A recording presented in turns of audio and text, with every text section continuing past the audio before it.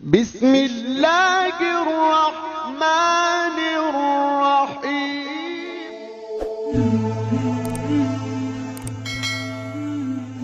Assalamualaikum warahmatullahi wabarakatuh.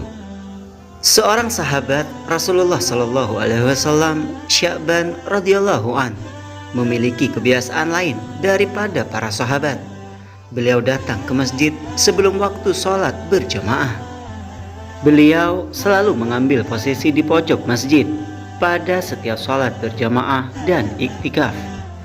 Alasannya selalu mengambil posisi di pojok masjid karena ia tidak ingin mengganggu atau menghalangi orang lain yang akan melakukan ibadah di masjid.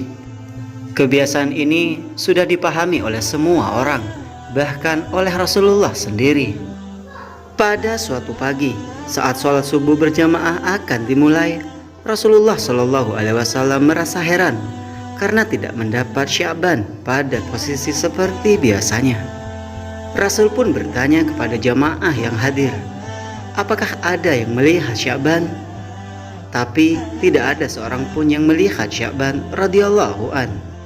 Salat subuh pun sengaja ditunda sejenak untuk menunggu kehadiran Sya'ban. Namun yang ditunggu belum datang juga. Karena khawatir salat subuh kesiangan, Rasulullah pun memutuskan untuk segera melaksanakan salat subuh berjamaah. Selesai sholat subuh, Rasul pun bertanya lagi, apakah ada yang mengetahui kabar Sya'ban? Namun tidak ada seorang pun yang menjawab. Rasul pun bertanya lagi, apa ada yang mengetahui di mana rumah Sya'ban? Seorang sahabat mengangkat tangan dan mengatakan bahwa dia tahu persis di mana rumah Sya'ban. Rasulullah Shallallahu Alaihi Wasallam sangat khawatir akan terjadi sesuatu terhadap sahabatnya tersebut. Kemudian beliau meminta untuk diantarkan ke rumah Sya'ban. Perjalanan dari masjid ke rumah Sya'ban cukup jauh dan memakan waktu lama. Terlebih mereka menempuh dengan berjalan kaki. Akhirnya Rasulullah Shallallahu Alaihi Wasallam dan para sahabat sampai di rumah Sya'ban pada waktu sholat duha, kira-kira 3 jam perjalanan. Sampai di depan pintu rumah Sya'ban, beliau mengucapkan salam dan keluarlah wanita sambil membalas salam. Benarkah ini rumah Sya'ban? Tanya Rasulullah. Ya benar, ini rumah Sya'ban. Saya istrinya, jawab wanita tersebut. Bolehkah kami menemui Sya'ban yang tidak hadir sholat subuh di masjid pagi ini? Ucap Rasul. Dengan berlinang air mata, istri Sya'ban radhiyallahu an menjawab, beliau telah meninggal tadi pagi. Inna lillahi wa inna ilaihi raji'un, jawab semuanya.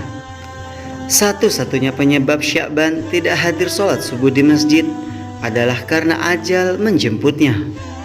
Beberapa saat kemudian, istri Sya'ban radhiyallahu an bertanya, ya Rasulullah, ada sesuatu yang jadi tanda tanya bagi kami semua, yaitu menjelang kematiannya dia berteriak 3 kali dengan masing-masing teriakan disertai satu kalimat. Kami semua tidak paham apa maksudnya. Apa saja kalimat yang diucapkannya? Tanya Rasulullah.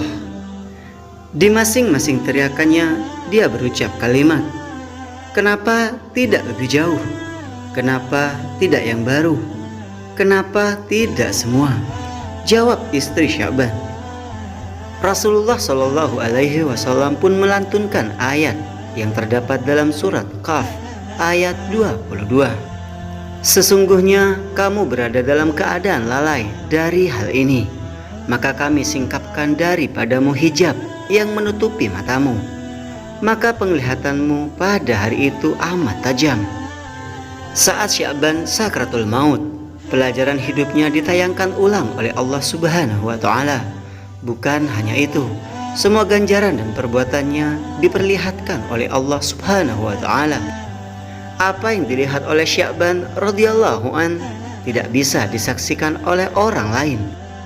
Dalam pandangannya yang tajam itu, Sya'ban radhiyallahu an melihat suatu adegan di mana kesehariannya dia pergi pulang ke masjid untuk sholat berjamaah 5 waktu. Perjalanan sekitar 3 jam jalan kaki, tentu itu bukan jarak yang dekat. Dalam tayangan itu pula, Sya'ban radhiyallahu an diperlihatkan pahala yang diperolehnya dari langkah-langkahnya ke masjid. Ujar Rasulullah, dia melihat seperti apa bentuk surga yang dijanjikan sebagai ganjarannya. Saat dia melihat, dia berucap, mengapa tidak lebih jauh? Timbul penyesalan dalam diri Sya'ban radhiyallahu an. Mengapa rumahnya tidak lebih jauh lagi supaya pahala yang didapatkan lebih indah? Dalam penggalan kalimat berikutnya, Sya'ban radhiyallahu an melihat saat ia berangkat sholat berjamaah di musim dingin. Saat dia membuka pintu, berhembuslah angin dingin yang menusuk tulang. Dia masuk ke dalam rumahnya dan mengambil satu baju lagi untuk dipakainya. Dia memakai 2 baju. Sya'ban memakai pakaian yang bagus di dalam dan yang jelek di luar. Dia berpikir, jika kena debu, tentu yang kena hanyalah baju yang luar. Dan sampai di masjid, dia bisa membuka baju luar dan sholat dengan baju yang lebih bagus. Ketika dalam perjalanan menuju masjid, dia menemukan seseorang yang terbaring, yang kedinginan dalam kondisi mengenaskan. Sya'ban pun tiba dan segera membukakan baju yang paling luar, lalu dipakaikan kepada orang tersebut. Kemudian dia memapahnya ke masjid agar dapat melakukan sholat subuh bersama-sama. Orang itu pun selamat dari mati kedinginan dan bahkan sempat melakukan sholat berjamaah. Sya'ban radhiyallahu an pun kemudian melihat indahnya surga yang sebagai balasan memakaikan baju jeleknya kepada orang tersebut. Kemudian dia berteriak lagi, kenapa tidak yang baru? Timbul lagi penyesalan di benak Sya'ban radhiyallahu anhu. Jika dengan baju butut saja bisa mengantarkannya mendapat pahala besar, sudah tentu dia akan mendapatkan yang lebih besar jika dia memberikan pakaian yang baru. Berikutnya, Sya'ban radhiyallahu an melihat lagi suatu adegan saat dia hendak sarapan dengan roti yang dimakan dengan cara mencelupkan dulu ke dalam segelas susu. Ketika baru saja ingin memulai sarapan, muncullah pengemis di depan pintu yang meminta sedikit roti. Karena sudah 3 hari perutnya tidak diisi makanan. Melihat hal itu, Sya'ban radhiyallahu an merasa iba. Ia kemudian berbagi 2 roti tersebut dengan ukuran sama besar dan membagi 2 susu ke dalam gelas dengan ukuran yang sama rata. Kemudian mereka makan bersama-sama. Allah subhanahu wa ta'ala kemudian memperlihatkan Sya'ban radhiyallahu an dengan surga yang indah. Ketika melihat itu pun, Sya'ban radhiyallahu an teriak lagi, kenapa tidak semua? Sya'ban radhiyallahu an kembali menyesal. Seandainya dia memberikan semua roti itu kepada pengemis tersebut, pasti dia akan mendapat surga yang lebih indah.